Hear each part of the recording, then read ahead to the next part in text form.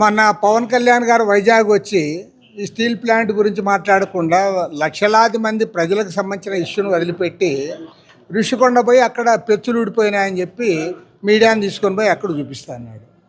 అది ఈ రాష్ట్ర ఉప ముఖ్యమంత్రి చేయాల్సిన పనేనా అని నేను అడుగుతా ఉన్నా. నిజంగా అక్కడ ఏదైనా జరిగితే దానిపైన యాక్షన్ తీసుకోండి. You're in the government. ఎవరిపైన యాక్షన్ తీసుకున్నారు మీరు? ఇంతవరకు ఎవరిపైన యాక్షన్ తీసుకోలే.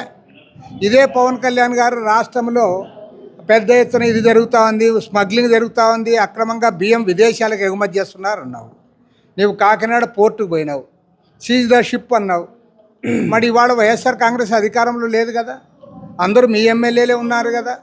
మరి ఇవాళ రాష్ట్ర వ్యాప్తంగా 26 జిల్లాల్లో కూడా బియ్యం అక్రమ రవాణా జరుగుతూ ఉంది, స్మగ్లింగ్ జరుగుతూ ఉంది.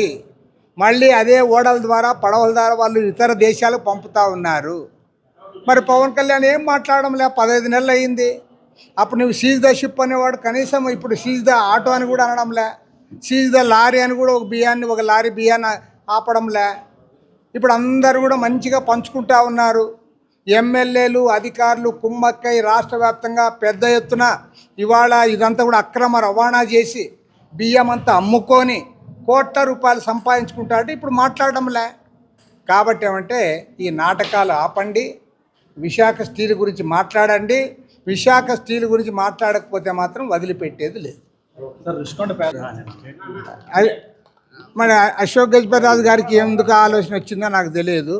అంటే గతంలో కూడా విశాఖలో మెంటల్ హాస్పిటల్ ఉండే అనుకుంటా ఉంది. మరి దాన్ని అక్కడైతే బాగుంటుంది మెంటల్ వాళ్ళకని అనుకున్నాడేమో.